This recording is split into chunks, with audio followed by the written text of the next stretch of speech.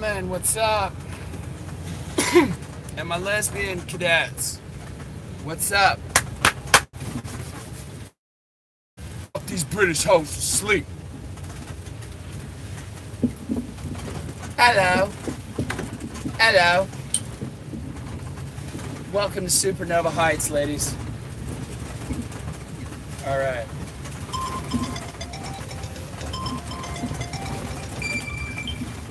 Now, when you're opening a set, what's easier than taking a risk is to be thinking, oh, this fucking British hoe is really not that hot. If I pulled her, it'd be a victory, but I really wouldn't be that fucking into it. Instead, what's better for the soul is to go after that hot British hoe that scares you instead of get blown out rather than fucking pull some middling fucking, British hoe from fucking Sheffield, okay? Now, when a girl that you're dating is getting out of pocket, what do? Do you tolerate that shit and be like the laissez-faire, non-needy fucking cunt who doesn't give a fucking fuck? No. You fucking be Liam Gallagher style and fucking, don't lose your girl. And in fact, you'll probably have an experience with one of the most painful things that ever fucking happened to you is when you get this question wrong, where a girl, when you're dating, she might be hanging out with another guy, and maybe you were sort of in a semi-open relationship, and then you decide, oh, well, I'll play it non-needy, then I'll get needy, then I'll play it non-needy, and then I'll tell you what's going to happen. That girl's going to go home and fuck that other guy, and that's going to be one of the more painful decisions in your other life. Women! Don't forget this, boys. Women want you to make a fucking decision and be a fucking man. Alright? Whatever the fucking decision is. Make a fucking decision and stick to it like a hard fucking dick. Don't be a wishy-washy, limp, waffling dick. Women are so fucking brutal when you've got a limp dick or a halfway hard dick. These hoes are ruthless. They're savage if you've got a limp dick. You've got to act like a firm fucking dick and make a fucking decision and act like a man and know when to put your fucking foot down. And most importantly, don't put your foot down half-ass. If you set a rule with a British hoe or a fucking hoe in the United Kingdom, listen, stick to it. Don't be like, what? Hey, love, I think maybe you could have acted a little bit differently, love, but maybe you could not do that in the future, but if you do, it's alright, because it's alright, love, but I'm kind of mad that you did that, but it's alright, love. Don't fucking do that. Hard living. Be like, what the fuck you do, cunt? You ever fucking pull that shit on me again, cunt? I will fucking kick you to the fucking curb so fucking fast your head will fucking spin. I will go fuck Pippa and Kate Middleton. I will fucking do it, cunt. And I know I'm mixing a lot of southern and northern English accents, but whatever, you get the fucking you get the fucking picture, boys. You act like a firm fucking dick and you stick to the decision, whatever it is, to play it laissez-faire and cool, or to fucking, or to be a fucking dick and say you need to get back in pocket if you want to be on my team. I got a ton of hoes selling they soul to be on my team. Alright, now, you're going to do 100 push-ups, some of them inverted. You can break them down into 20s if you're a bitch and you need to, Herschel Walker style. And then you're going to do 3 sets of leg lifts, 45 seconds each, 6 inches off the ground on your back. Do it now. All my British boys, all my lads, okay? And you're going to continue with all these fake fucking tales of fucking San Francisco.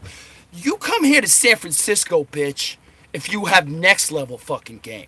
Okay, it's beautiful. If you have next level fucking game, you come up here with all these masculine ass buzz shaved head cut fucking G.I. Jane bitches out here in fucking San Francisco with the liberal fucking blue pill cuck politics. And you fucking spit game out here, my friends. You try fucking doing it out here. I don't like it here. I don't want to be here, except for the fact that I like a fucking challenge. I'm like Andre fucking Agassi. I'm gonna go right at your fucking strength and break your will in the first fucking set. And then you're just gonna give up when you get out of there. I'm gonna get on my own fucking private jet, and then I'm gonna go be balls deep in fucking Brooke Shields. And you know what? This time, I'm not gonna get all hung up on fucking Joey from fucking Friends tonguing my girl and break all my fucking trophies. Instead, I'm just gonna fucking end that shit right there, and then I'm gonna go to Steffi Graf 5 years earlier.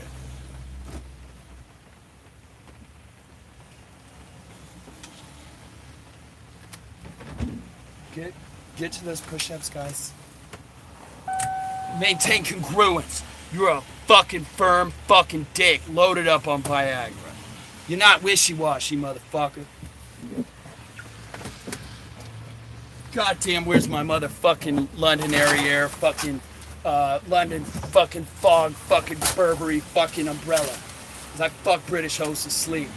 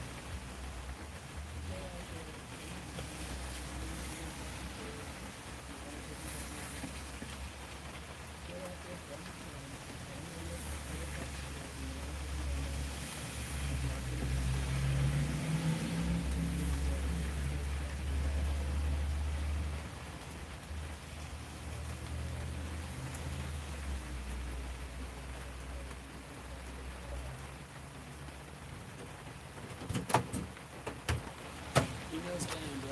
He knows your game. Here, guys. One of the most painful nights of my life.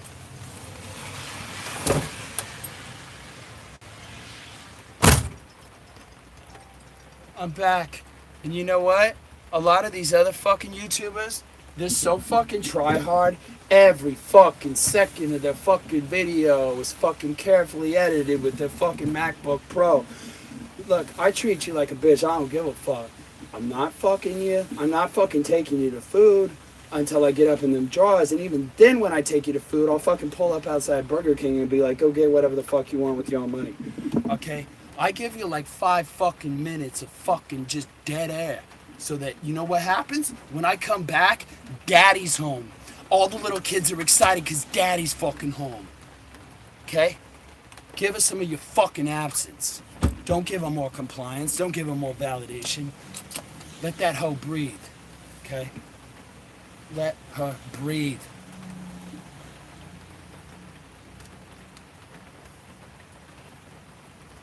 Fucking rainmaker. Motherfucking rainmaker. Because I make pussies wet. Alright?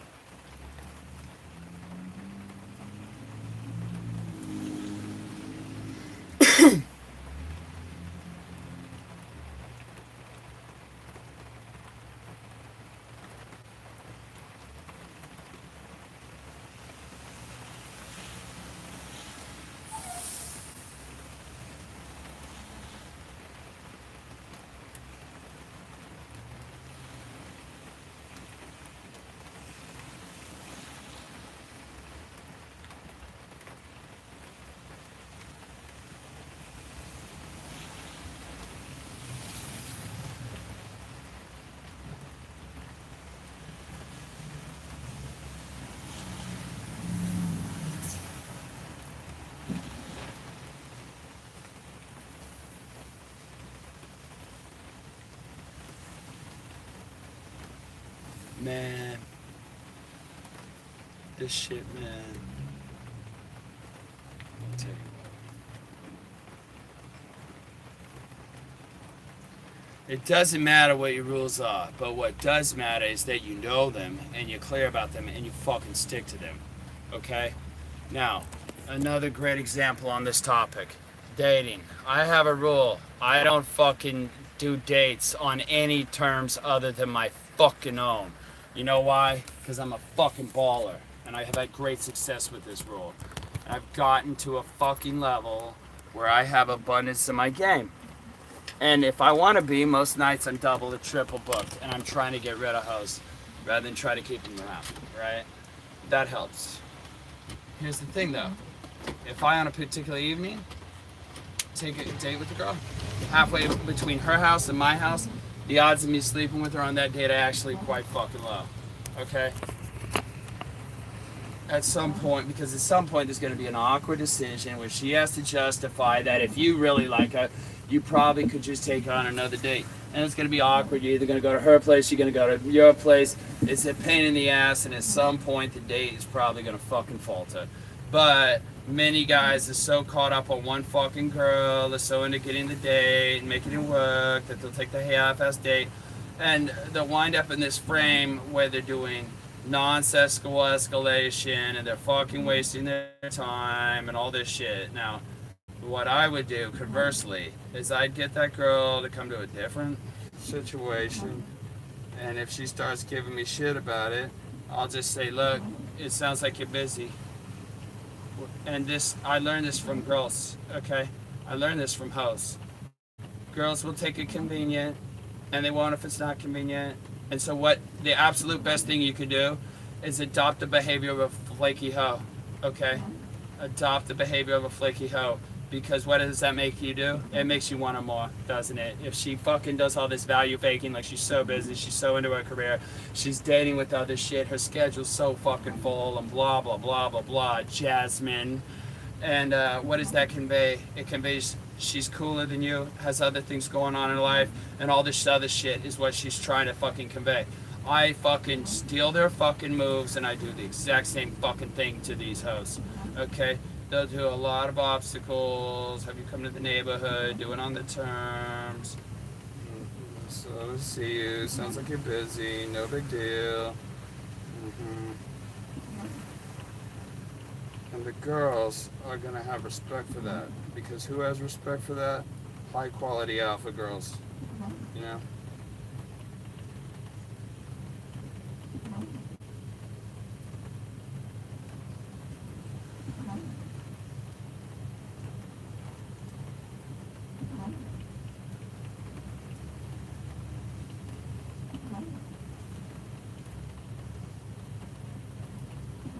Last example, make the date on your own terms.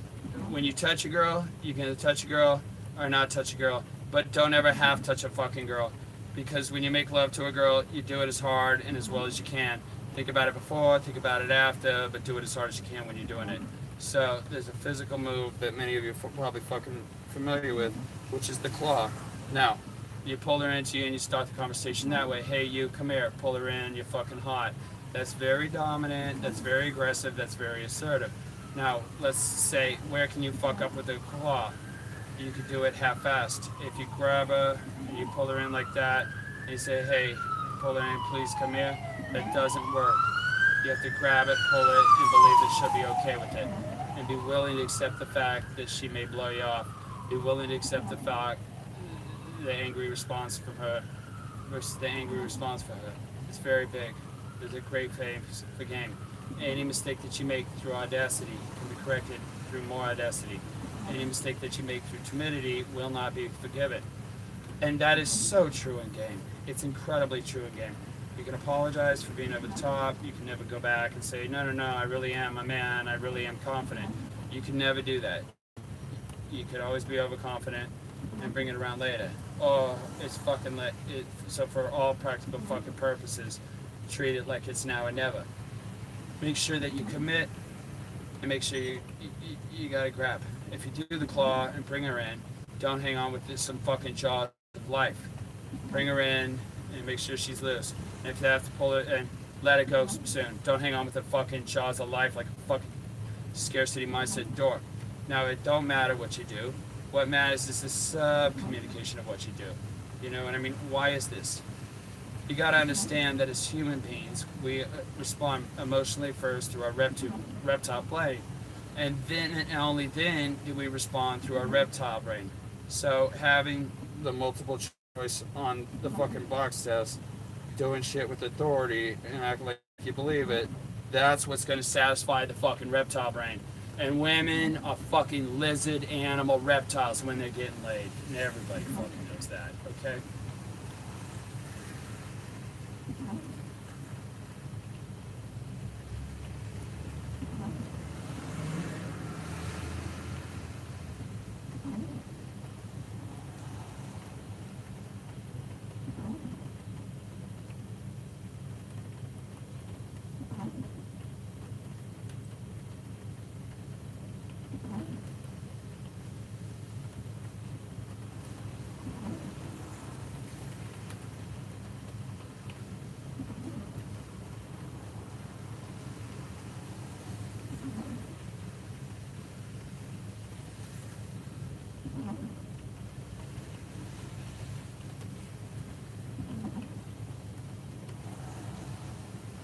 And that's a very key thing to remember, boys.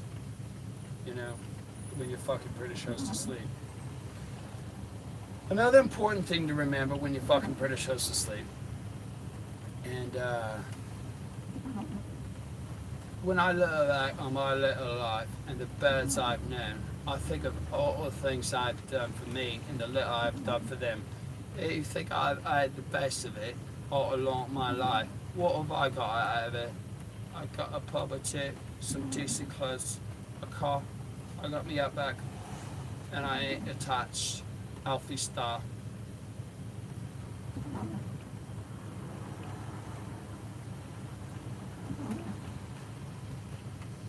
But you ain't got my peace of mind.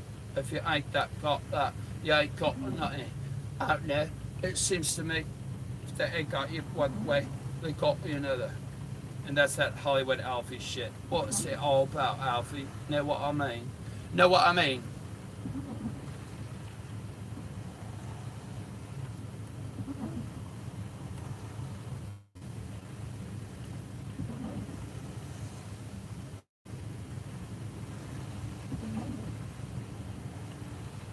One thing that plagues all the dudes I know who get to an advanced fucking level of game is the what's it all about fucking Alfie shit.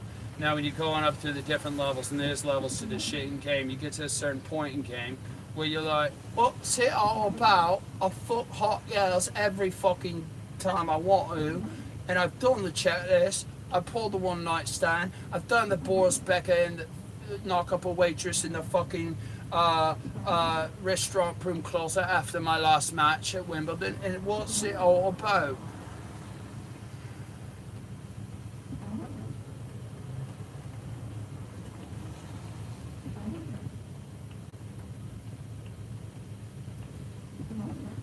And some guys get to a thing where they're like, game's bullshit, and but in reality, game's not bullshit, but whatever.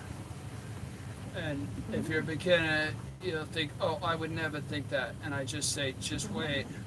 Almost every single person that I've ever known who's ever got to a high level of game has gone through this. And these are guys who are just crushing it with girls. What is this all about? And how do you find meaning in the game? It came deep down.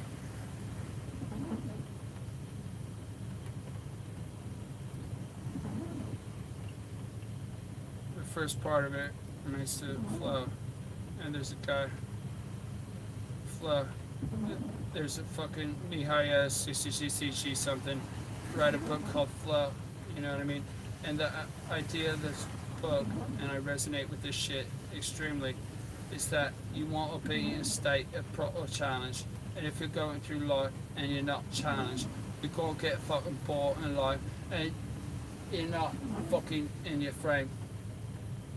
If you're going through a life where you got all these things that challenge you and you feel like you're never going to fucking get anywhere, you're going to fucking give up because you're just beaten down. So, a proper state of flow is to get challenged at the right level. Video games are amazing at this, right? What makes them addictive is that they are designed to fucking work the fight right way. Okay, so you go here, next level, and the next level, and it challenges you. And what makes a good video game is what makes a graphic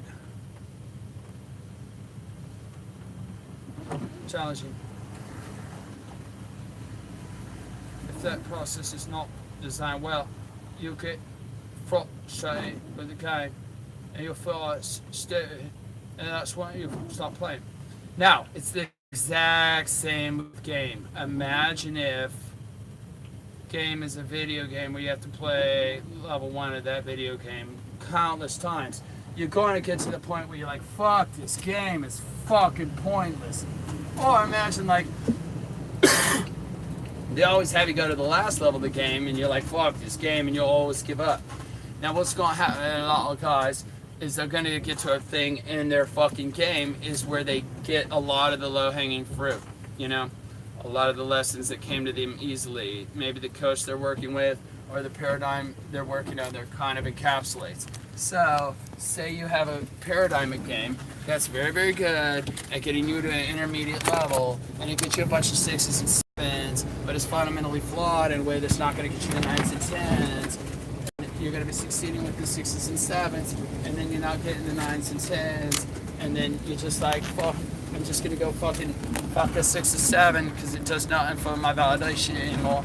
And what's it fucking gonna do? Or I could continue fucking trying with these 9s and 10s, and you fucking get blowout and get fucking frustrated. And so then a lot of guys are like, hey, game is bullshit. I'm gonna go get 6 and 7s. Now I personally can vouch for the fact that game can get you 9s and 10s, which I've gotten consistently over a long period of many, many years. And I can vouch and I can tell you that that shit is possible. But sometimes you're gonna reach a threshold where you're not at a challenging level that gives you positive feedback and makes the game enjoyable for you. And at that moment, what happens is the game has become about challenge and validation rather than process. And from an emotional level, you can only allow that to go on for so long. Now, to relate that to something that has happened in my own life, and that happened with my tennis career, that happened with my basketball career, it happened with my legal career, it happened with a lot of shit. Now, I won many tennis tournaments from, between the age of like 9 and 14, you know?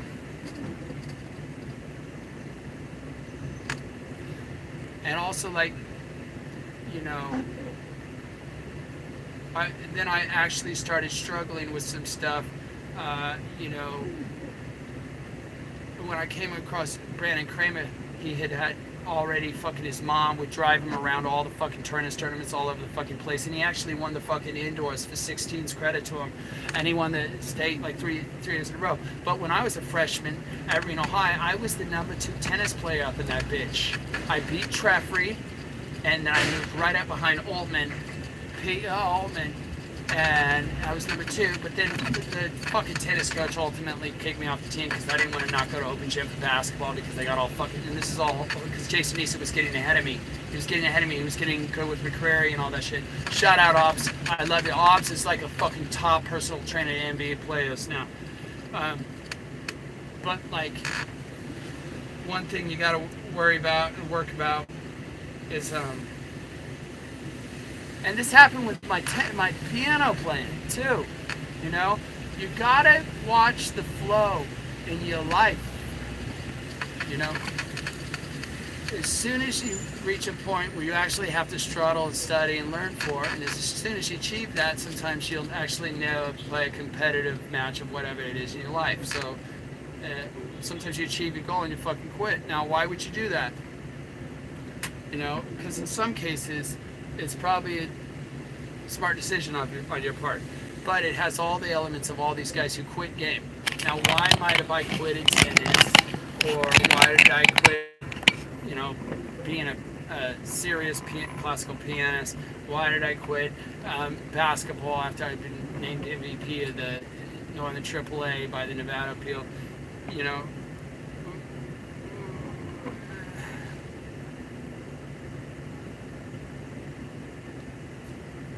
Why did I quit being a music artist? I could have done all this extra work to go achieve fucking similar fucking studies, and that would have required all this extra work and all these hours of fucking things.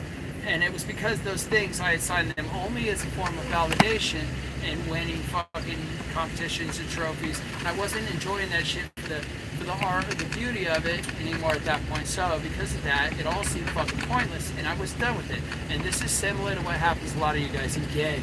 Okay, a lot of you guys are getting in 6s and 7s. You get a consistent resolve, contender, or match, or go into the bars and pickups called approach, and you've mastered that area. And it's very nice to keep going and doing the 6s and 7s and just avoiding the areas that you haven't mastered. Now, the fact that you mastered a particular area can oftentimes make it harder to do other things, because if you're successful in one area, in order to get success in another area, typically you're going to have to start with sub-lower level of success that you used to, and oftentimes by this point you build up a fucking ego that can't take that. And that's where my fucking game comes in, because game isn't always about just saying and doing the right things. Oftentimes it's about being present, enjoying the girl, and letting each other's emotions ping off each other. And if that girl can tell that you're not into it, then you're fucked. Okay, so if you get frustrated with game, or you start to feel like game is bullshit, then that is going to bleed through to these girls, And so even if you try to do the exact same things that fucking worked in the past, it can be a super insidious plateau. And I'm not saying this is easy.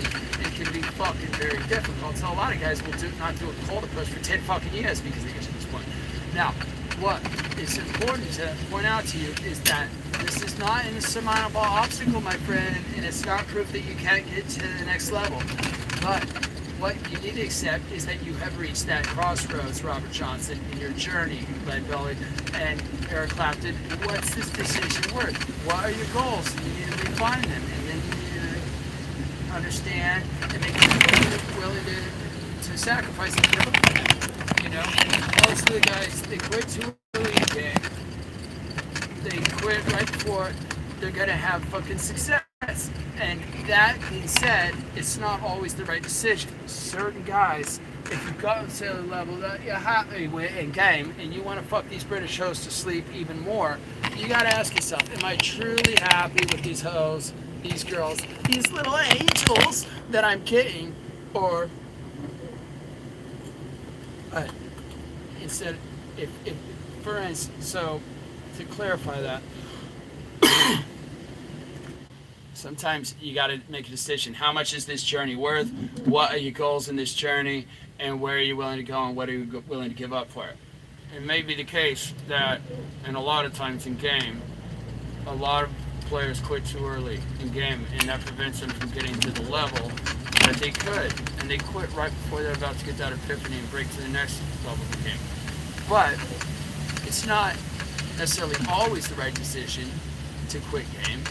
A lot of guys make it to a level where they're truly loving the girls they're getting. They're truly happy with the girls they're getting. Or they got to figure out, are you truly happy with these girls, or have you just kind of settled? And that's not a good decision.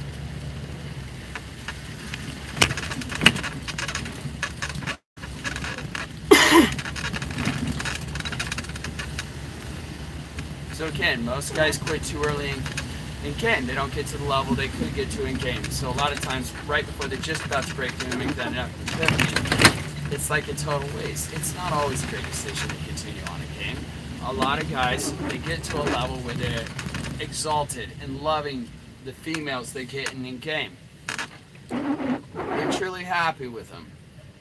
Or they got to figure out, are they just better than the girls before? And just say, fuck it, I'll settle at this level. So instead of the level you're at, you settle at the next level up. That's not a good fucking reason.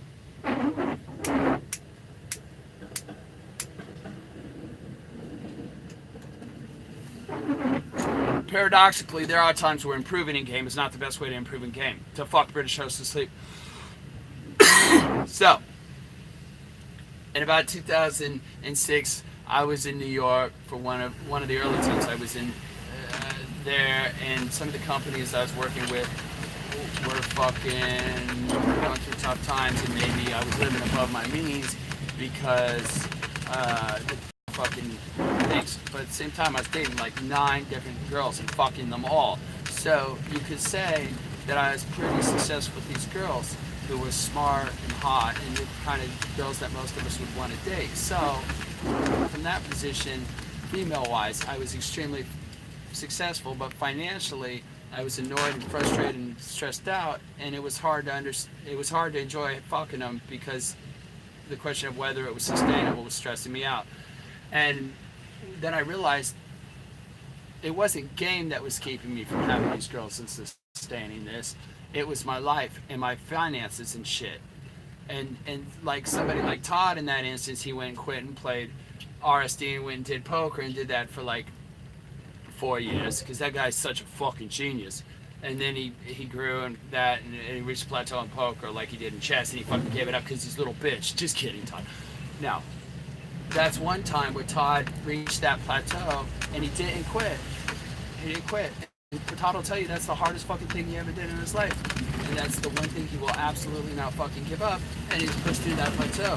And he'll tell you himself, he didn't get world class at it, but he got to a very high level that was beyond that he deserved to be, given his native talent.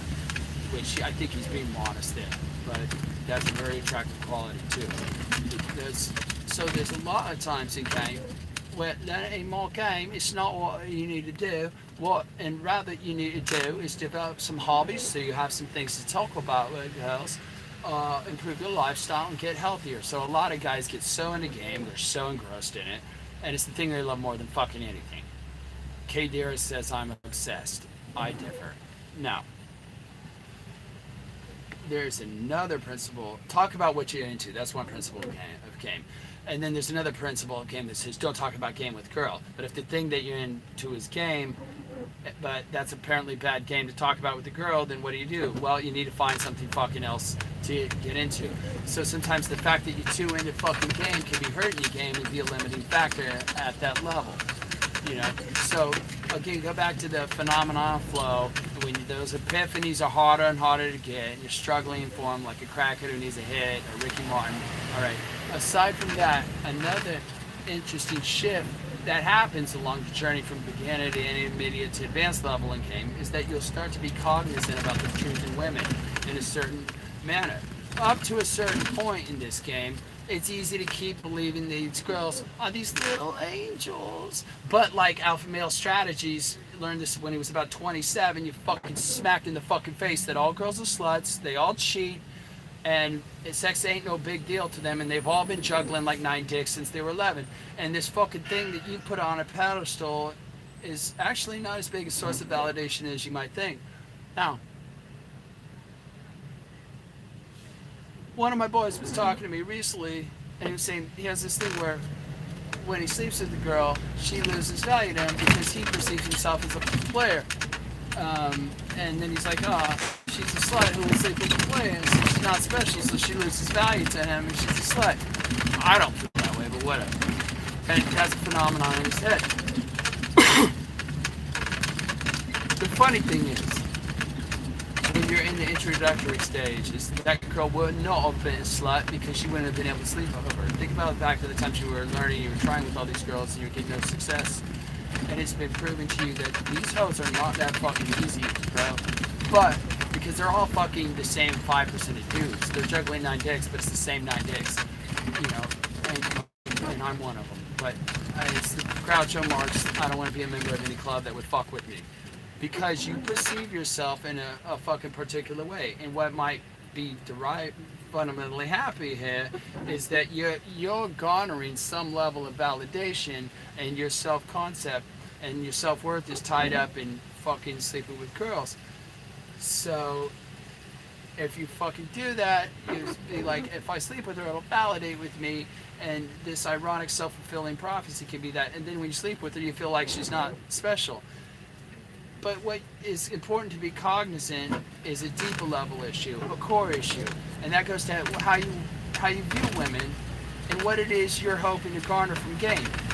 If you look at game as a source of validation and to prove yourself, but eventually the flow is going to get harder because you're going to have to keep doubling down and cheat crazy and crazy of fucking shit, and that's hard to do over and over fucking again on a consistent basis. And we've all had this experience in game where we have a fucking insane fucking dope ass sex with the sexiest fucking girl, and we leave a house and then we're like, I need more.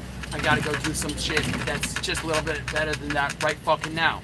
And now this isn't the best fucking transition because it's gonna require that you learn that your self-worth comes from you and your process and that which you are doing.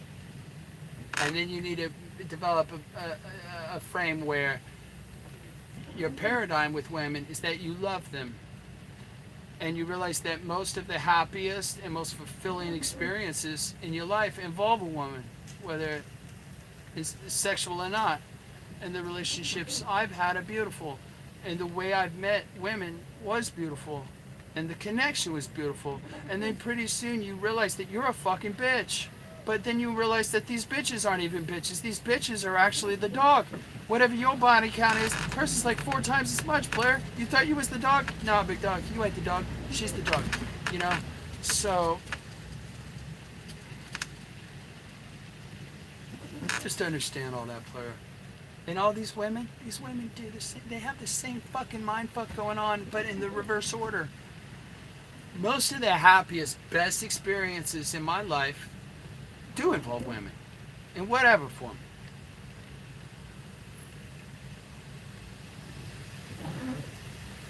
And I realized the beauty in the way that I've met women, you know, and the connections I've had, and the joys I've learned, and the things that I've been able to teach them with my dick and with other instruments. And so what will happen there is you'll start looking at a girl and you'll start to realize this is just not just an opportunity to validate myself, and you'll start to take joy in the validation it's giving her. But let's be honest, when you get laid, you feel better, you feel like your dick's big, you feel better about yourself. But also, you can start to take value in the intimacy and the love and the sharing. And I know all this sounds super chody and beta. You sound like the fucking G-rated kid who's never been laid. Never mind, I've been laid with countless women, okay? But what you need to do when your fucking British host is asleep is find meaning in different things, like in the relationship, or you can find, and this is what I recommend in advanced game, is finding meaning in the game's process. Because you came up with a new line that's so fucking clever, or you came up with a way to fucking game these sluts in a way that their energy, you're captivated by the energy in the game and the process of the person, getting yourself in position, getting yourself access, the logistics of it all. You can turn this thing into where you're not even thinking about sex, you're fucking basically thinking about the Amazon.com prime of fucking getting your dick where you want it. Now, like for instance in poker, you can play a hand perfectly and lose, or you can play a hand perfectly and win. But to not be so outcome dependent, instead focus on how you play the game. You know, when you reach a plateau where you're not necessarily getting bigger and better results, you can still glean validation from other things and growth, such as being proud that you found new solutions to different shit, or more efficient fucking ways to do things, or that you did things in a less toxic way with women, or you left them better off than you found them. Shit like that. So you might be getting blown out, but you can still fucking glean validation from the fact that you got in and out of that blowout without fucking getting butthurt, and without fucking slut shaming her, and without lowering anybody's energy vibration. And the beautiful thing about that is that when you put the right things in, good things come back, and often you'll get exponentially better things than if you had been so outcome dependent, which you do need to be sometimes, but you do need to care about the outcome. You need to play savagely to win. If you don't do that, you're not gaming. However, the outcome is not getting laid. It's playing that fucking game like a savage motherfucker perfectly. You're bringing every bit of the game and every bit of focus and skill you can. Fucking muster to do the perfect shit. Now,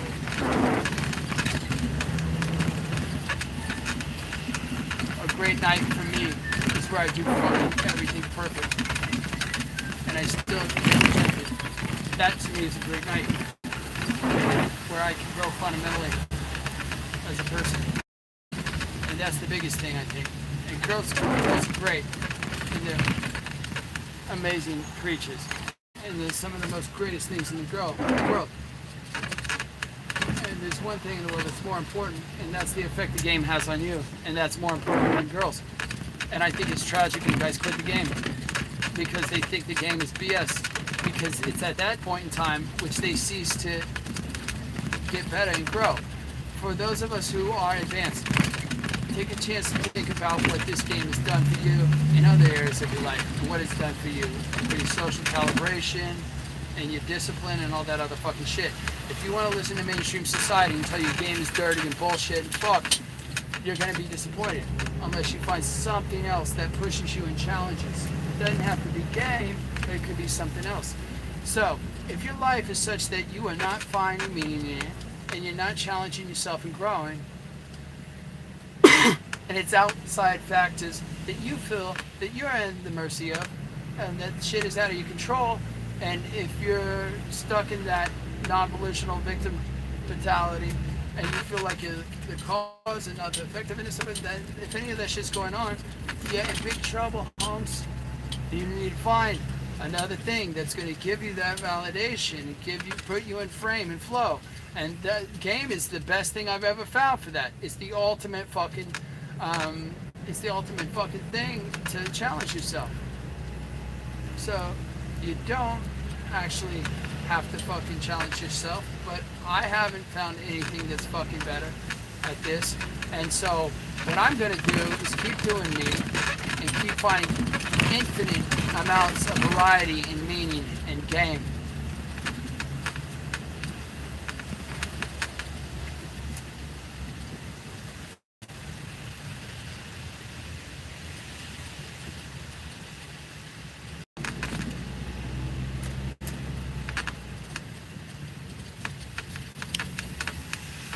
And that's how you fuck British hoes to sleep.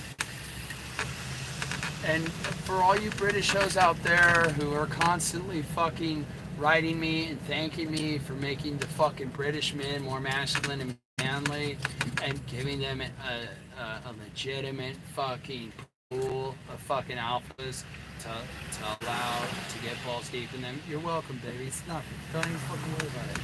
You know what I mean? It's my gift to you. It's nothing. You can thank me by fucking these guys better. You know what I mean? Don't just lay back like a dead fish. Don't be afraid to fucking take a little fucking alpha female path and really fucking, like, like push them. You know? Push that motherfucker.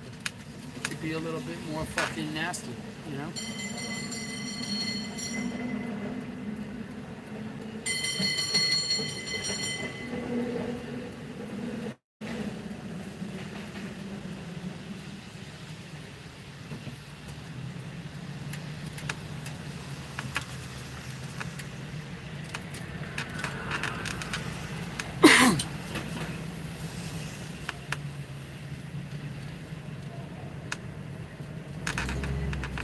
Another thing that's important is to show intent in conjunction with the open. It's important to be able to show intent in every situation and know when and how and why to show it. That's motherfucking game. And that's the difference between a platonic interaction and game. Is intent is game. Now do 100 sit-ups, 100 push-ups, and 3 sets of 45-second leg lifts. And I'll be right back. And we're all going to stay getting game tight and making the world a better place. And I'm going to probably stop reverting to this kind of default fucking New Jersey kind of fucking accent. Okay, Christy? Don't get cunty, Christy. Alright? Listen. Hey, Christopher? Christopher?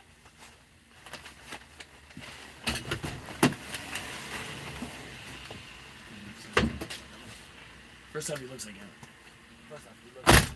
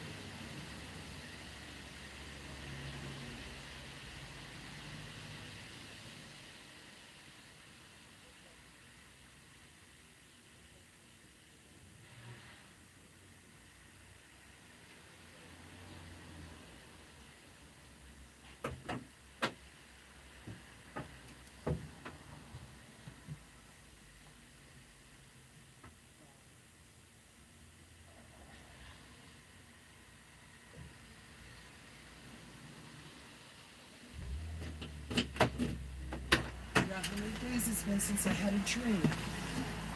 Daddy's back. Daddy's back. You know, Todd B starts to look a little bit like Michael Douglas when he slicks his fucking head back. I'm not even gay. I've never been gay, but this guy has so much fucking game. I'm fucking, you know, like, whatever. Ignore that.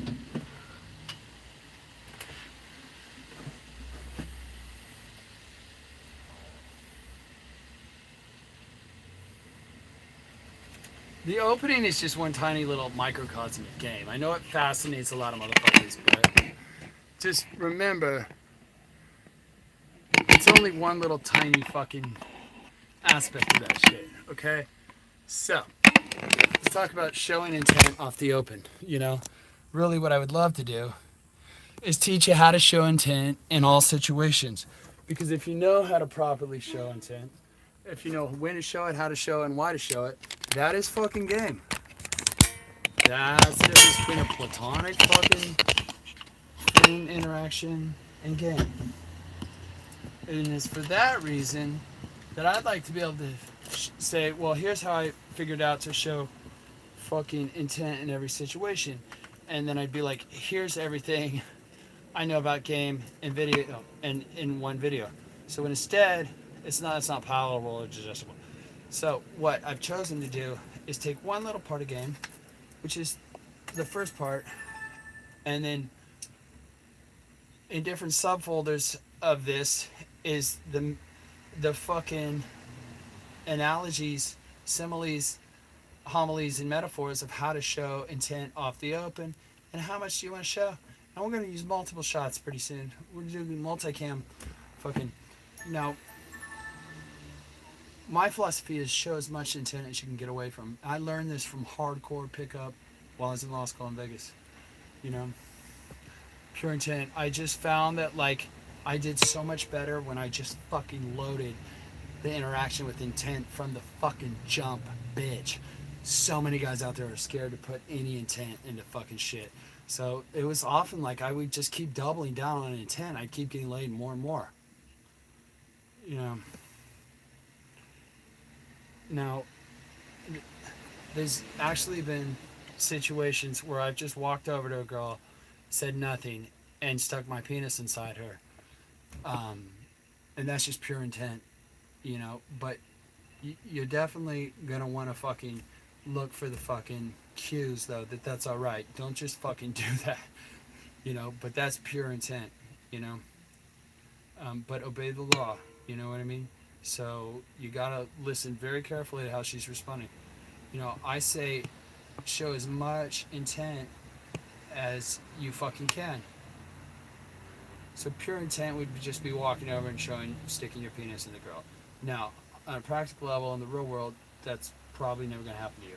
For me, my fastest pull ever is like within 10 seconds, but there's different situations, you know.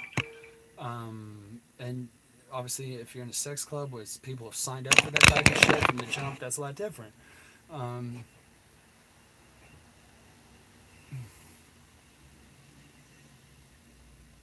So there should be intent present in the set.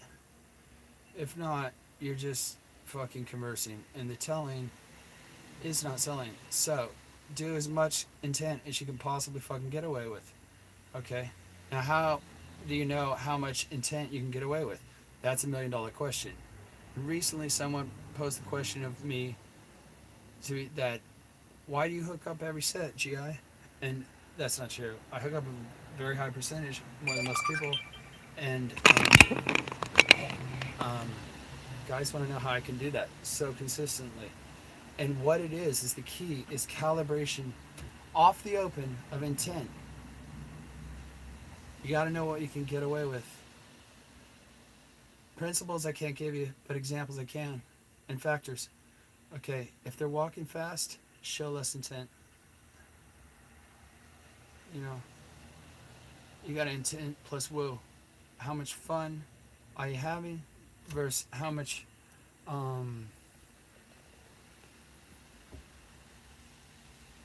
are you getting down to business fucking sexually? So the more difficult the open is, the more obstacle to getting down, the less intent you need to fucking show, because you'll still need it later, but you won't get away with it at the front.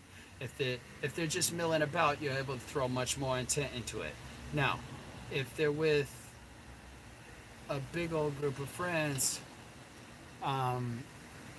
that's a different thing you need to consider. You know what I mean?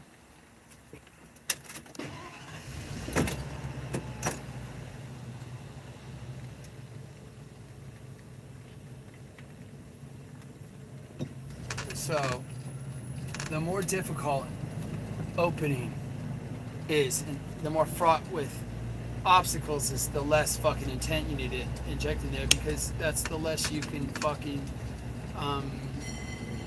is acceptable. If you're walking fast, the less.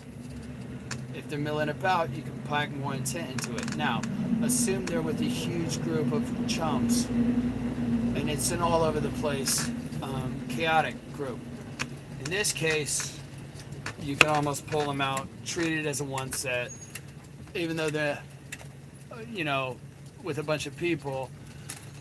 But if they're in a group, a tightly packed group of less, like 2 or 3, you got to do less intent because you're going to get judged harder. If they're with guys, that's like a hurried thing almost. So you can get less intent in there. Because if you pack with intent, you're going to give that guy the more excuse to fucking be a white knight and fucking cock block you. Now, if they're having a good time and party, then you just pack that shit with intent, because you got to compete with all that external stimuli. And, you got to consider all this shit. The external factors. The less a girl is subject to being judged, the more intent you can show. The more she's in a slut-shaming heavy environment, the less intent you're going to pack in there. Chill the vibe, allow her friends to fucking figure out that you're a good guy, and then isolate it, and then pack in a lot of fucking intent. So a lot of folks want to know, what's a good line for pickup to say to a woman on at the start? And really, the best line is no line, just to have a blank fucking shit, no idea what you're gonna fucking say, just be clear and empty,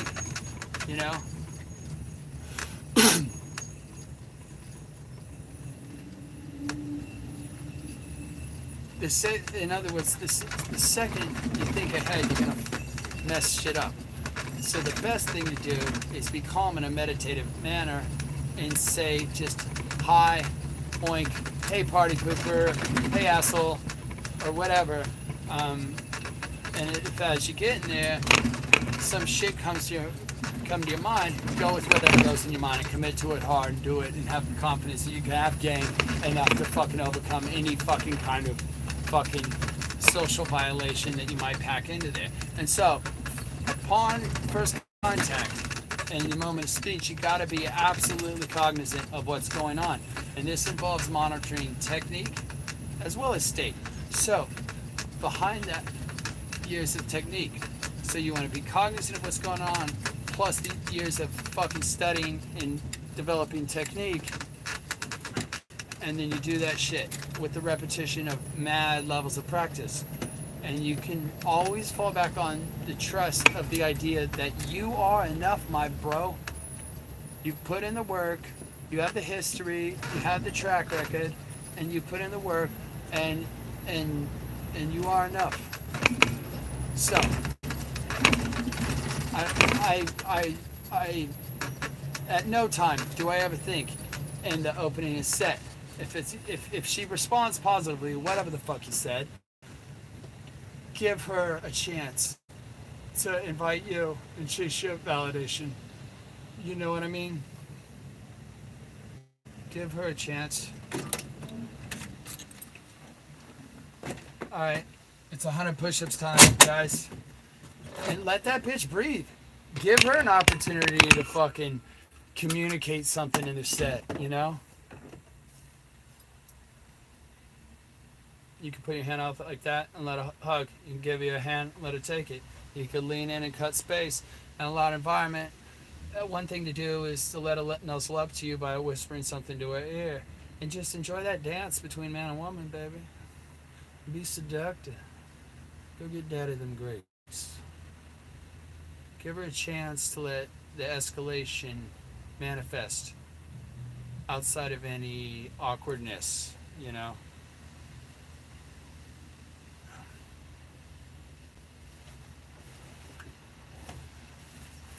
Backing in her is one thing. They call me David Beckham because I back in these hoes so much. Give her a way to allow um, an awkwardness free environment of escalation. Now, once she fucking does accept something like that, don't fucking hesitate. You escalate. And that's important. Now, if it's fucking on like Donkey Kong and she accepts that, then you got to get aggressive and pull it in and escalate and fucking typically close. But be careful not to engage in any escalation without at least a bit of invitation because that's high fucking risk.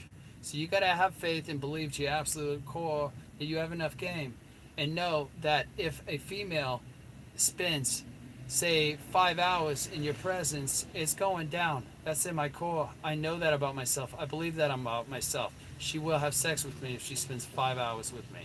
Whatever the fuck comes up, I'm going to be a man to handle it. And I know that to my core. All right. 100 push-ups. 3 sets of leg lifts, 45 seconds each, boys. Get to it.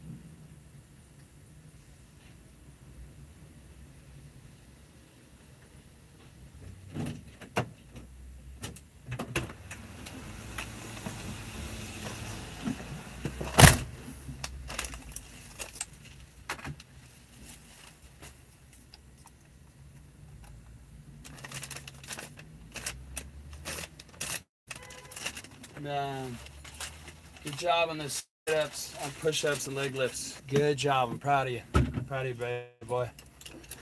Okay, so to get back to business. If you put a gun to my head, I figure if you put me in a situation like that, I don't know what's going to happen, but I know I'll figure that shit out. And if I don't, I'm just going to look at it as a W because I'm going to take that L and learn something new that I'm just going to use to build on and help me in all the next matches and tournaments because I'm going to be fucking like Agassi and learn from losing those 2 French Opens, you know? And 10 years later, I'm going to be fucking stacking up fucking Australian Opens. Okay. Now, let's say that you get something bad happens off the Open. What you want to do is instantly reframe away that shit like it never happened. Shake it off, Taylor Swift. Ignore it and move to a different Open, or make fun of that negative. Or another thing is you can react in a manner which indicates that she's being awkward and she did something totally crazy and out of the blue. Even if I tapped her on the shoulder and instigated everything, I'll reframe that shit. A very important concept to remember is that reality don't matter as much as perceived reality. I'm not saying it don't matter at all because that would be fucking zuni, but just remember that reality ain't as important as perception. Okay, if she gives you a weird look, you could just be like, "That was a fucking cute, flirtatious look," even if she didn't. You know what I mean? And if she says, "No, no, no, no, that wasn't flirting," yeah, now she's attempting to do some justification or qualification of herself. By changing your perception of what the fuck happened, you literally change the reality of the situation. You know, perceived reality matter more than real reality. So if you get the positive, you're gonna move into escalation. If you get a negative, you're gonna reframe it in some way. Another way to reframe it is to introduce some arrogance into the negative.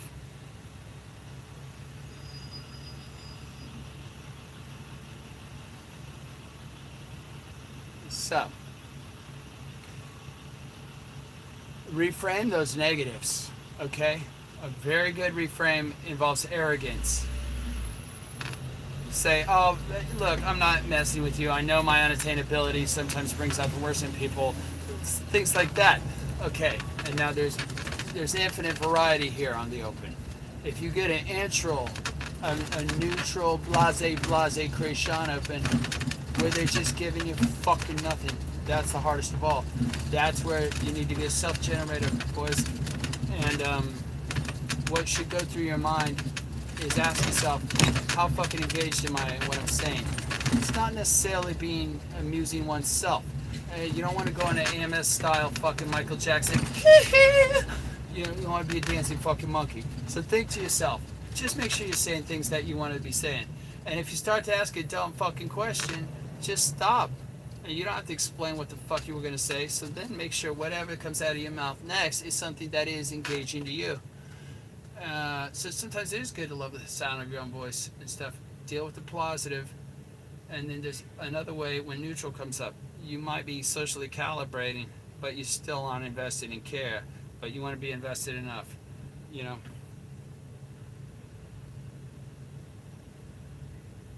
If I get the, if I get a positive response, I don't let that move me. If I get the negative, I don't let that move me. If I get the neutral, I don't let that get me. Whatever the fuck happens, I'm the same person. I'm enough. I believe in this guy right here. And that's so crucial.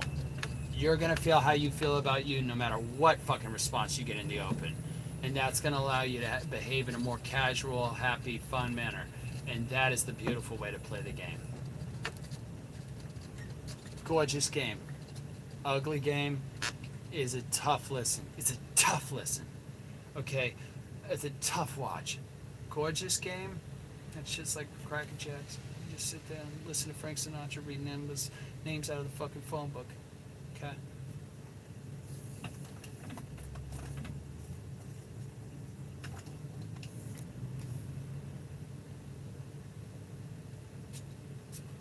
And the game symposium don't stop. You know what I mean? Game don't stop. Game symposium don't stop. Game don't stop, bro. Game don't stop. And it's not a fucking game. Okay? Now, sometimes you're going to encounter situations where you're supposed to bring something to somebody and it's like fucking 3 hours late and they're going to be perturbed. And you got to know how to fucking handle that. You got to know how to fucking finesse that shit.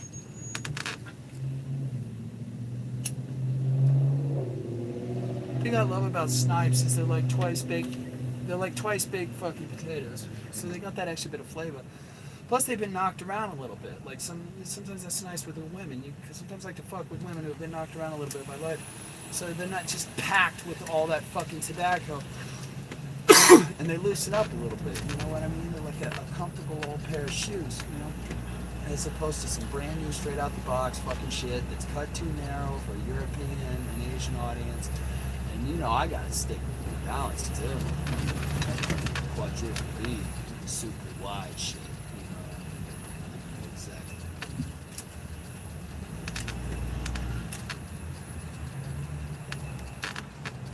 Plus, It's not such a fucking investment. I love a one hitter. I fucking love a fucking one hitter. Are you kidding me? Are you fucking kidding me? It's beautiful. You know what I mean? It's like one of those like clearly defined relationships. We're gonna have a relationship for the 7 days that you're here in Miami, and then it's fucking done. So let's fucking live it up during these 7 days. Because you're getting married in a week, and you move into a place I would never fucking go, and you know I got way too much abundance to ever track you down.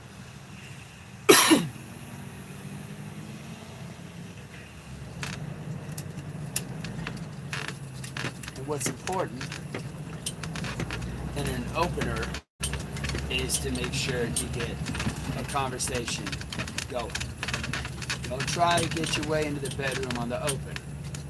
Don't try to do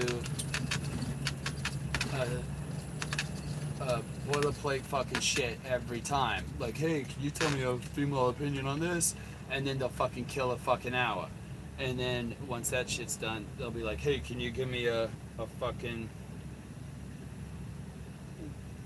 womanly fucking opinion on another thing? And that might be kind of decent, but it's not. The open can't be designed to get you your whole fucking set, and you can't open with clothes. Very, very few instances is that going to be good. If you go up to girl, hey, hot, and I want to fuck you. If you have terrible game, that might actually be good for you because at least 1 in 500 girls is going to sleep with you. But the thing is if you have decent game beyond that, you don't want to fucking um, make that shit narrow overly quick. So if what you're doing is saying, I'm into you, let me get balls deep now, you know, consider like a Venn diagram of all the hoes in the world. What you're gonna get is just this tiny little fucking minuscule bit of girls that are gonna fucking respond to that. Okay? Now, do the leg lifts. No push-ups this time. Just do the leg lifts. Okay? 3 of them, 3 sets of 45, and we'll go from there.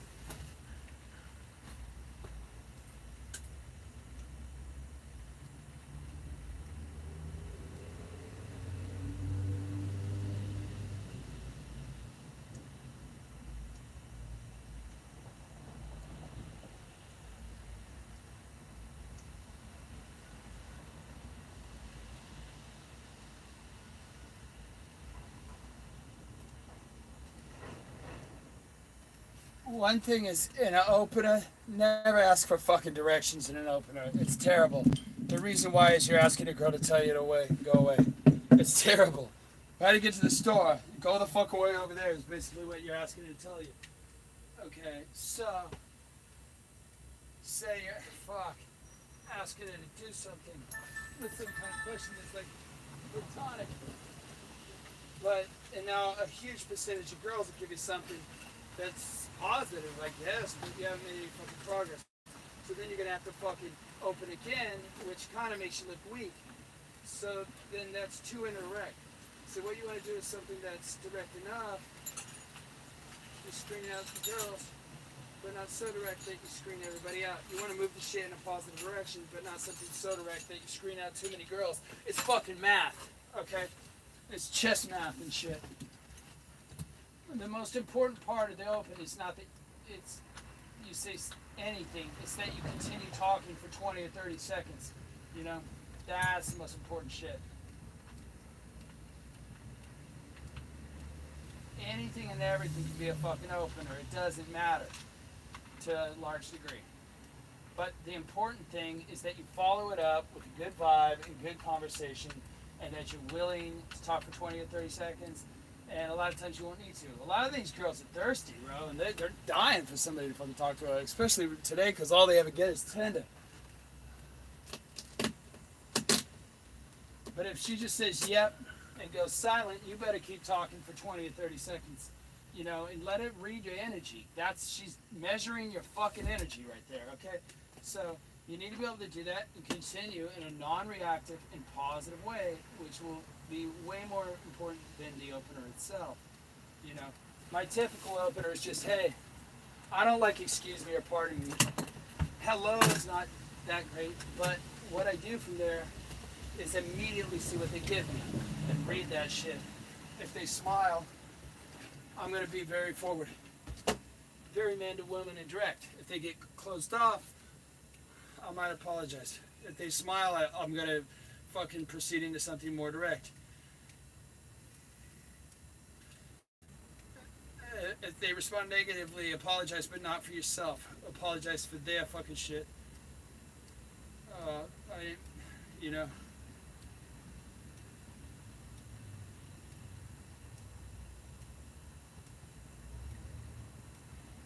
And another thing that can be incredibly important in opening in the daytime is directness.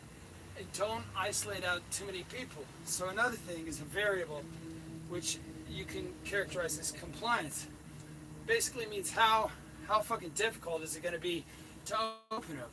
You know, because you can have one girl who's a Mormon, devout Mormon. She's talking to her fiance on a cell phone in a large group, walking very fast in a city where it's incredibly loud.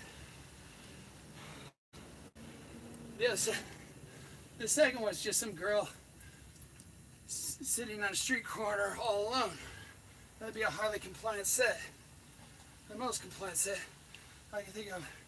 There's a girl sitting down all by herself with all the stuff around her. That's the most ultimate compliant set. Now, the great thing is, the more compliant this set is, the more direct you can be, baby boy. I mean, the more direct you can be. The less compliant a set is, the less direct you can be. Right? Applies to verbals and the decision of whether to walk with the girl or do you try to stop her. And that's one of the huge decisions you're going to have. If she's highly compliant, you want to try to stop her because that's better. It's better. But if she's walking super fast and trying to stop, it's just going to be nuclear option. You're better off walking with and doing the less good option than some option that may be guaranteed to fail. So that's where you're measuring compliance. How direct you set and how direct you can, how compliant factors in how direct you're going to be. So a lot of guys will do a more polarizing approach on open. Like I learned in Vegas, is go fucking direct. You might get more blowouts, but you're gonna find the girls who are DTF way faster, and the girls who like you way faster. Another guy's gonna go in with a less direct an approach that's not as polarizing. That's something on how to open.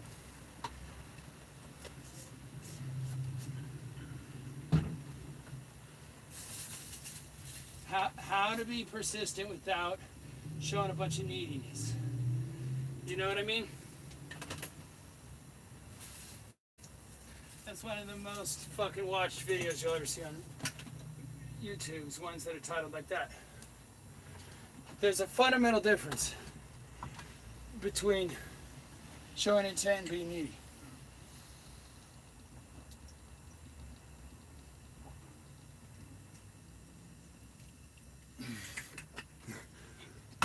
Just because two things happen together doesn't mean they're correlated.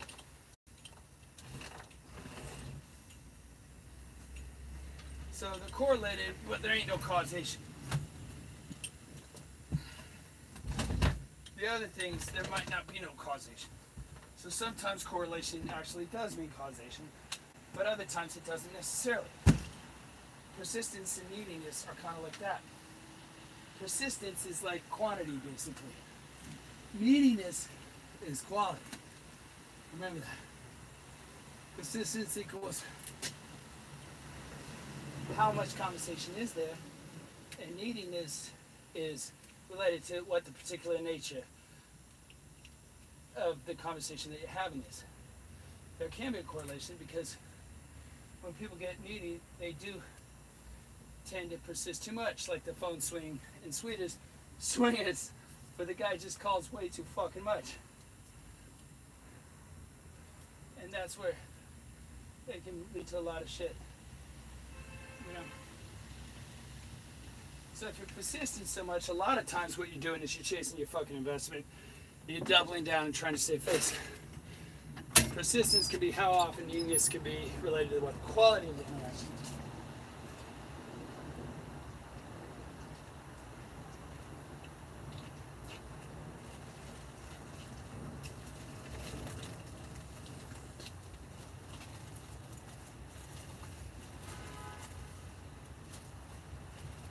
So maybe if you're talking to a girl and give you shit, and you're talking continuously, but you're talking from a frame of I'm cool, and I know who you are, but I seem to be fun, and I'm making jokes, and I have a smile on your face, but I'm equally persistent, but it's not a question of me showing neediness.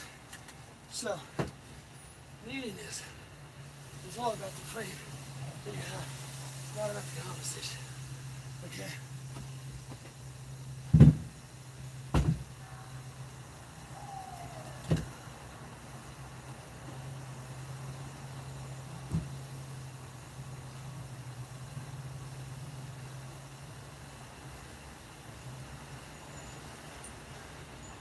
Just because you talk to a girl every day doesn't mean you need it.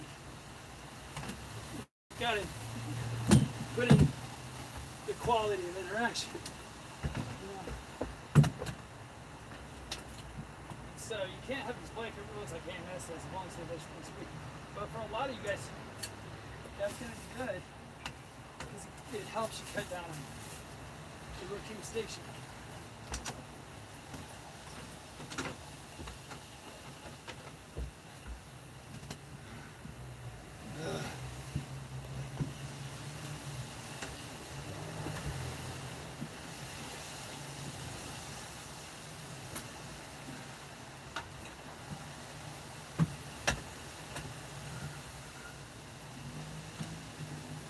If you're shopping with a girlfriend, she's genuinely like talking to you, but she moves on to another rack, you know, but that doesn't mean she's into you, not into you.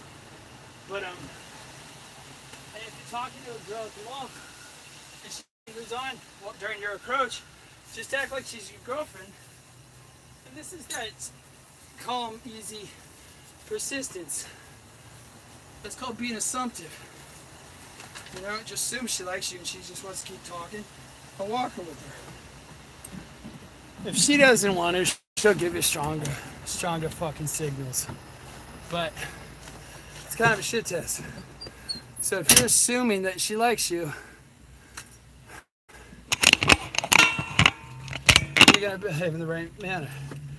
That is, it doesn't matter if it's right, you're still gonna behave in the correct manner. And if it's fucking a bad thing, you know, you just assume she likes you and behave as though she does like you. So if that girlfriend moves from one rack to another while you're talking, you're not going to be like, oh, my girlfriend rejected me. That frame would be in your head, dog. It might exist in the real world a little bit, but it's mostly in your head. It's your belief. So just manage to act exactly as you would if the girl you approach was your girlfriend when you walk up and assume she likes you.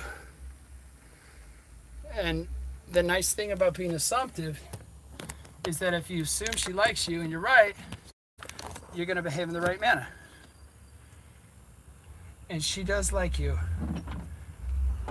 If you assume that things are good, you're going to behave in the right manner. If you assume that she likes you and you're wrong, are you still going to behave in the right manner? Yeah, that's the great thing, is you can't lose by assuming she likes you. Obey the law and all that shit, and, you know, pay attention to social calibration. But if she likes you, you're going to behave just right. If she's neutral, a lot of times you behaving as though she does like you is going to convert her. There's a lot of, it's either passing a shit test, and also some girls can't think for themselves, most of them, and they need somebody to tell them what kind of girl to be. And you tell them, you be the kind of girl that likes me, baby. And if she doesn't like you, who cares? You know? And just get out of there, because you don't want to annoy women. I mean, I don't get off on annoying women.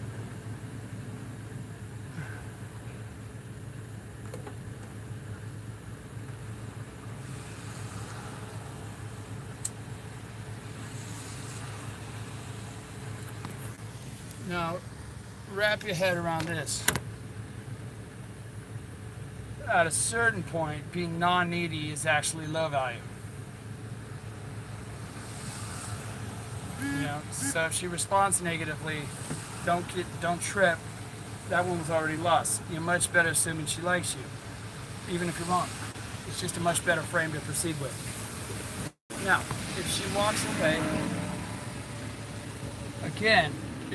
away again, after that, it might get to the point where following her is annoying. And at that point, it might be as though you're starting to sort of be or seem entitled. And so at a certain point, being non-needy is low value. And that can be a difficult thing to understand. But here's an example. This happens a lot, you know.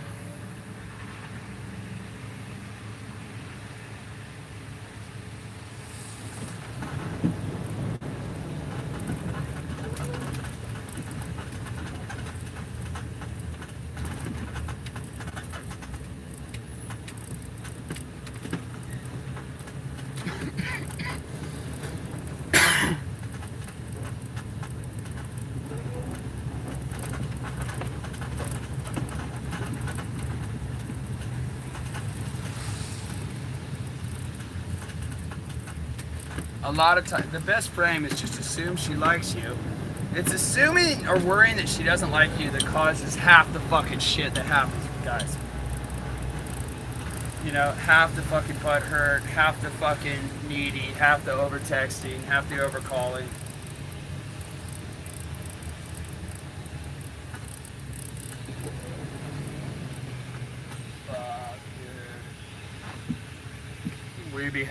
Fuck, dude.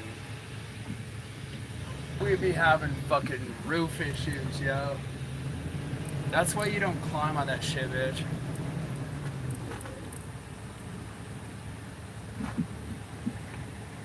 Fuck.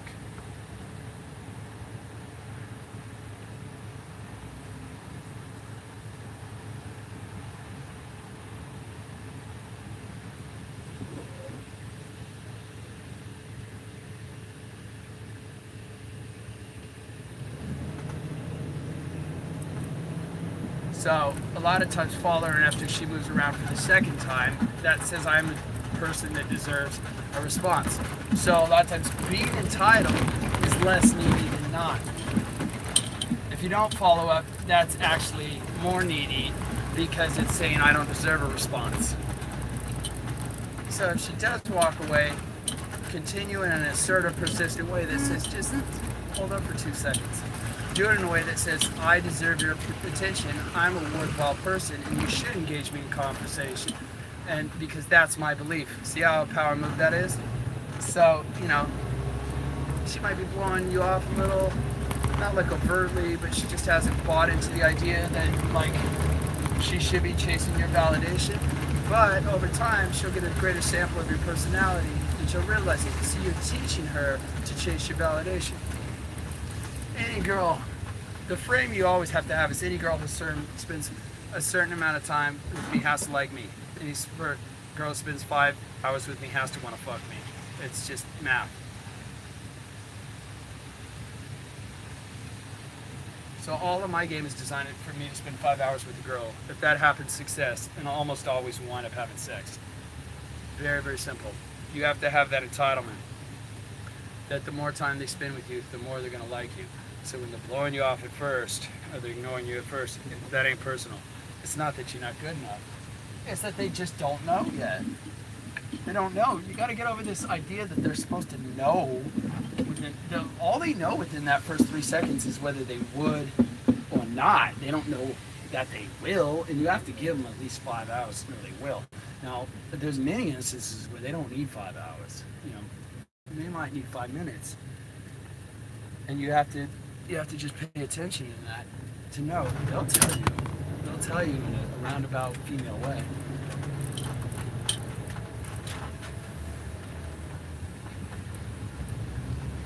And that's a fucking symposium on persistence.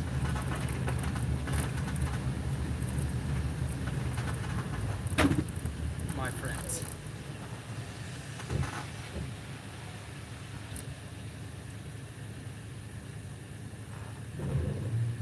Countrymen. I don't want a whole cigarette. Fuck. I don't want cigarettes at all. Fuck. I don't like smoking alone. That's for fucking shit.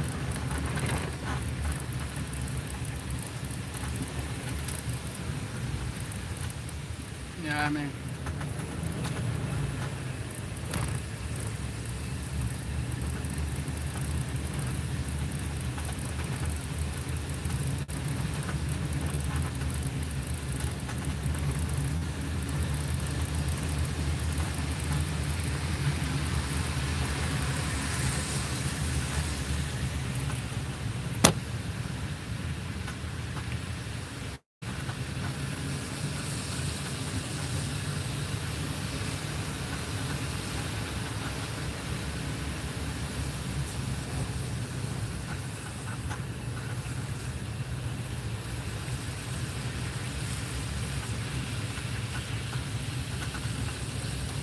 That's how you fuck British women, little angels, to sleep.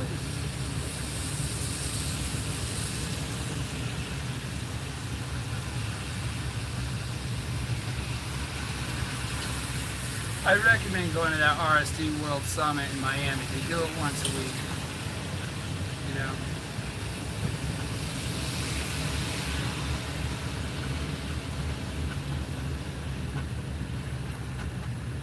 Be interesting. It's a summit. You can get everybody's take as far as success with women, and typically it's good to learn about phone use and not have flakes. How to use apps like Snapchat to really engage with a girl, and what is the future with meeting up with girls, women, little angels via all this different fucking technology.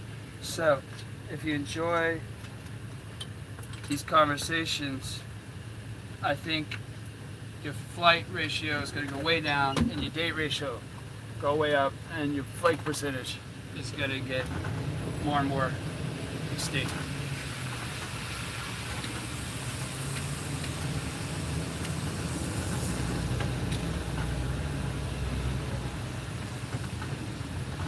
Night game has an inherent flake rate to it because most people are in a state that's altered. So a good way to get around that is to realize that, like, in the nighttime, you're trying to get in a disassociated fun state. One where she can absolutely give enthusiastic consent. You want to be clear enough for that. But in a nightclub, you ain't really thinking that stuff. You're just kind of in a flow state, you know? So you might realize then that you're probably not going to get her to come home with you that night. Put it in the mind frame.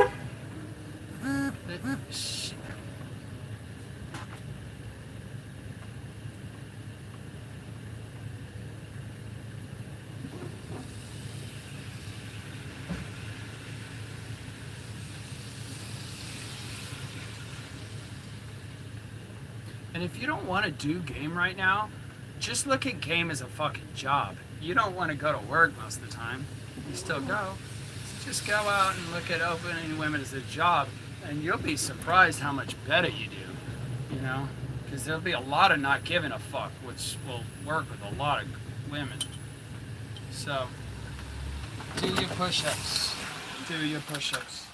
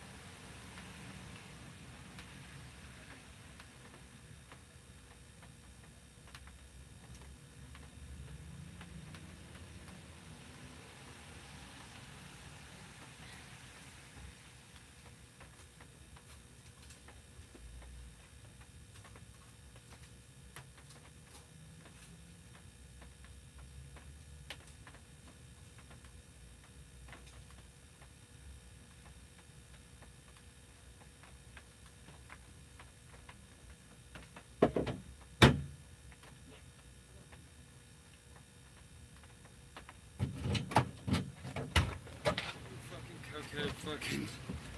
Oh, just terrible. Please respond. What's up? Good job on those push-ups. Oh, you want me to fucking do them myself? All right, fine.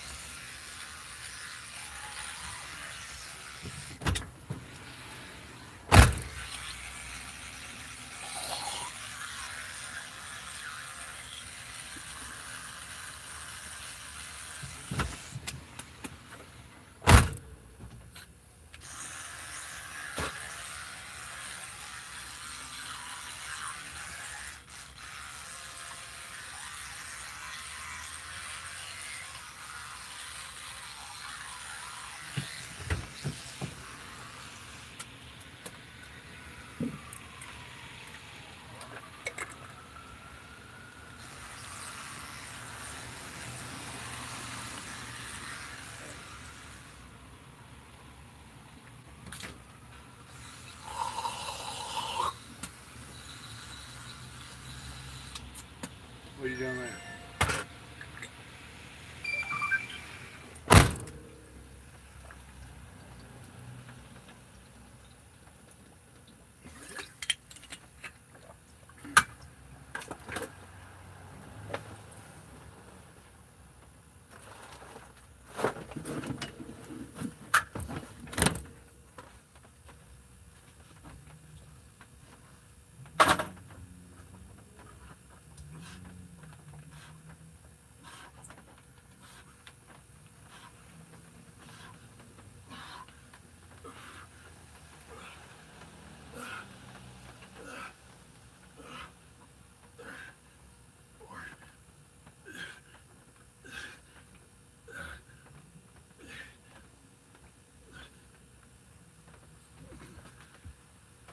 All this chody fucking.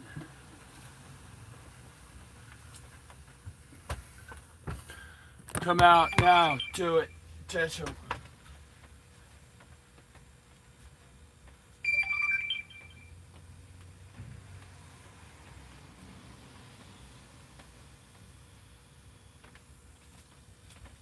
Cool, bro.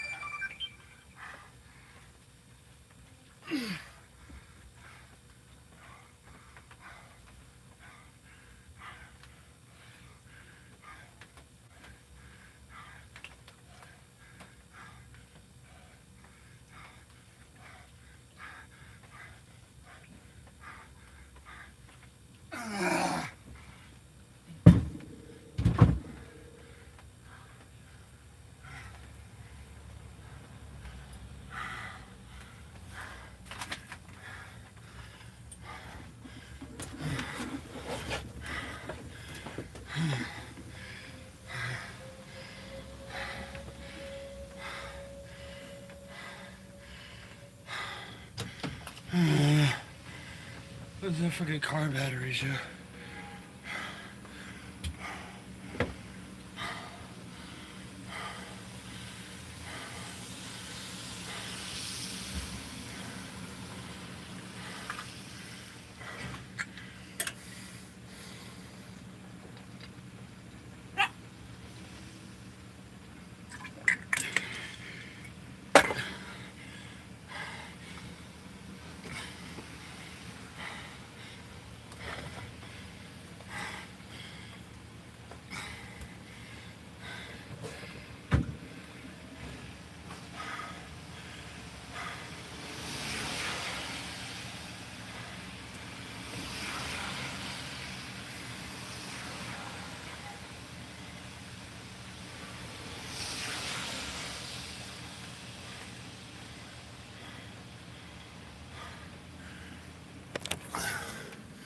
All right. Now another thing that's going to improve your flake ratio with girls and your date ratio to go up and you close the same day. The Insta fucks.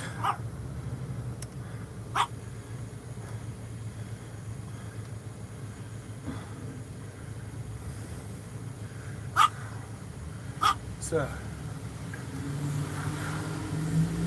we know that night game has a pretty bad flake rate because people are in an altered state. So you're trying to get in the most state where she's zaniest and all that shit. You know what I mean?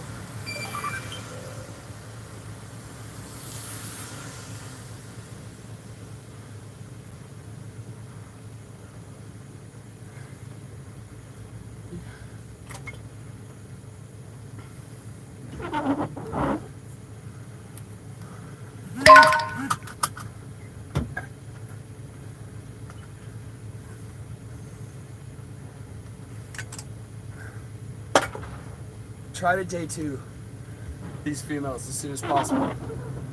The longer you wait, the less likely. Some people say suggest the day two at the end of the night. That's totally counter to AMS's strategy, but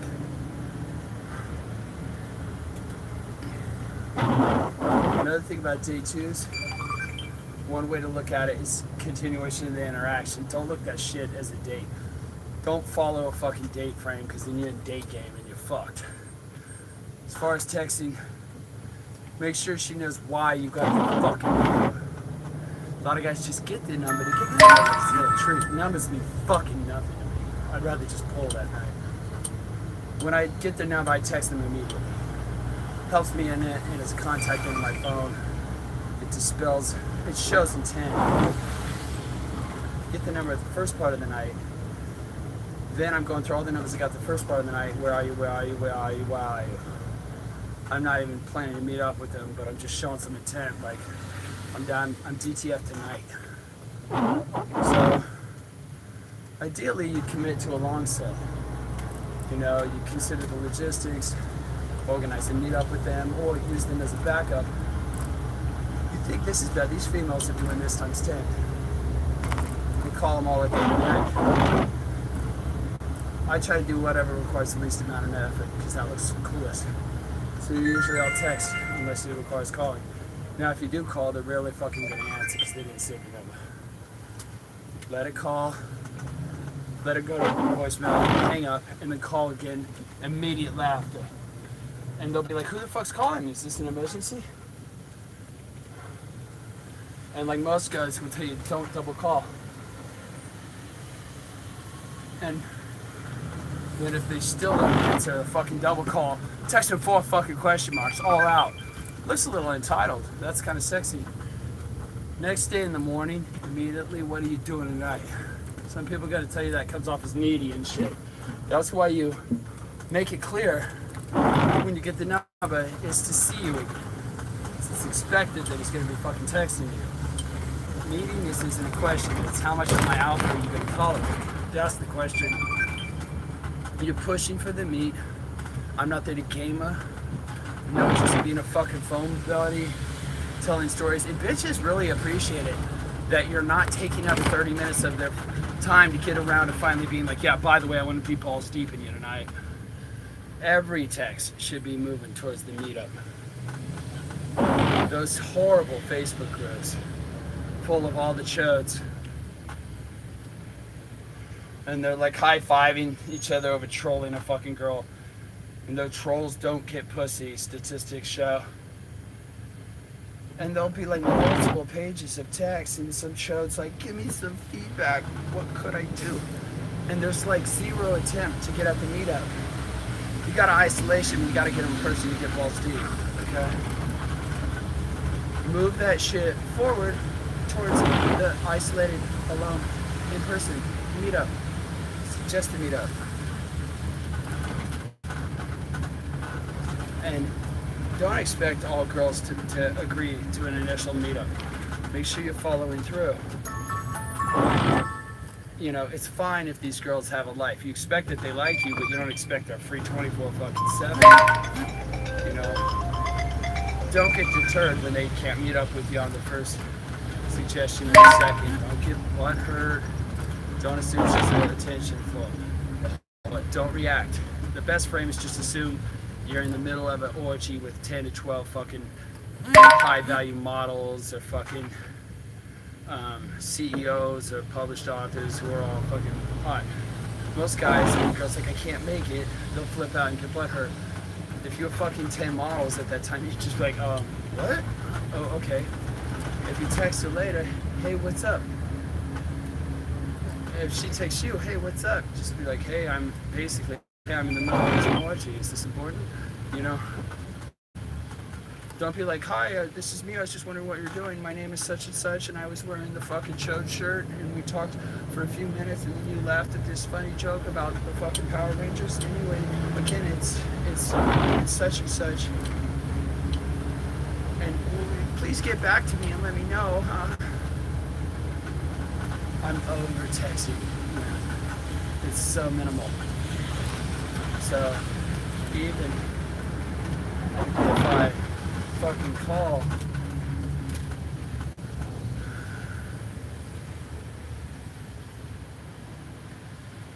just be very minimal. Push for the meet. If she flakes twice on that third one, you might as well respark the vibe, build attraction. Make call twice, make it seem an emergency if you need to. Chatty, fun, moving towards the meetup. Show it as much intent as the difficulty of the situation will allow. The more difficult, the less intense. The easier and the more fucking inviting she is, harder on the intense scale. Minimal game over the phone. Push towards the meetup. Push towards the meetup. The phone is not for fucking sales. You know what I mean? Every salesman will tell you that.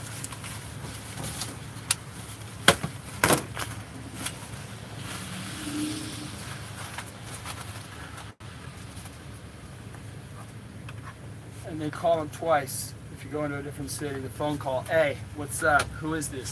GI. You know, make that shit uncomfortable, like you're perturbed, you're a fucking alpha, and you're not used to bitches taking this long to let you get balls deep. Then you hit her with, what are you doing later? She says, oh, nothing. You'll be like, great, let's get together. And then a lot of guys get thrown off, and she's like, oh, me, because she's going to fake high value business. I mean, my friends, a lot of guys get deterred. Look at that, be like, when is that done? And then, when is that done? She'll say 10, and I'll say, fine, let's meet up. And she'll say, oh, I'll be tired. It's like, do or do not, bitch. And ask her how important are the friends. They're good friends, they'll understand. They'll want you to get balls deep with me, you know. It's like, cool, let's meet after that. Cool, let's meet after that. Cool, let's meet after that. I gotta study. Cool, I'll help you study. I'm smart. Shit like that. Just be insistent and persistent and entitled and fucking assume that they fucking want it. A lot of these girls, they need to give up like 6 shit tests before they'll let you get balls deep. That's just a requirement. It's nothing against you. It's no indication of your fucking value. Come on, get out now. Do it. Ditch your fucking friends. Do it. Do it. Do it.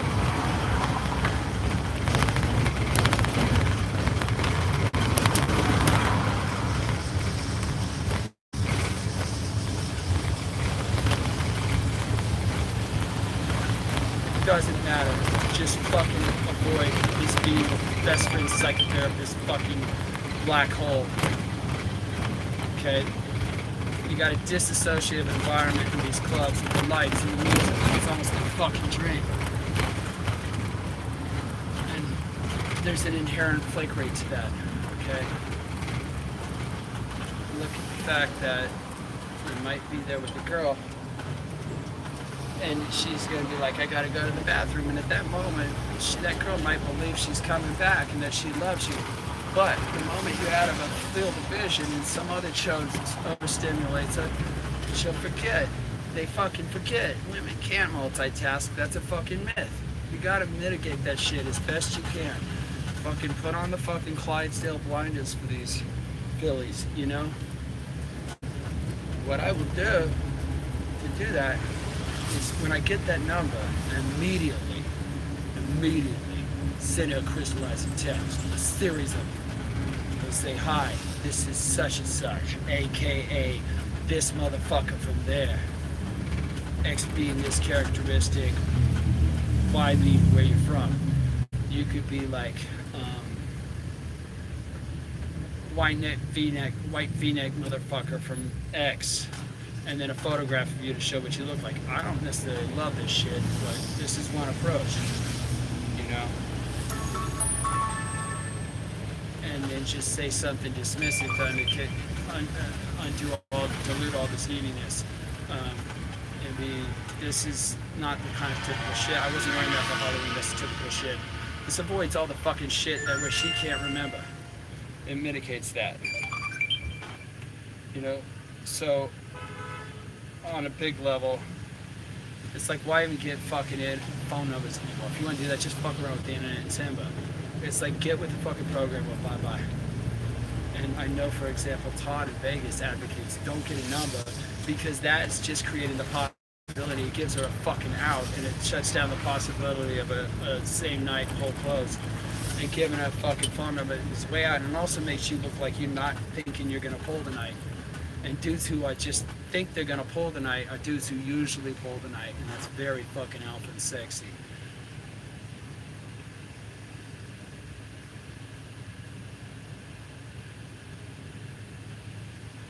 And so with this other shit where you're texting her the picture and the blah blah blah, if she doesn't respond, just throw in the fucking funnel and it goes down the flow chart.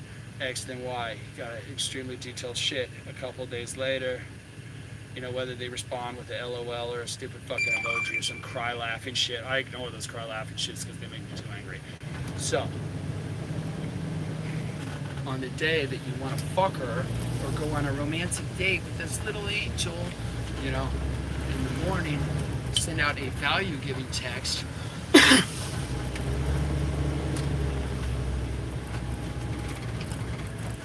I'm at the gym. I want to be totally fucking jacked for our romantic date. Some shit like that.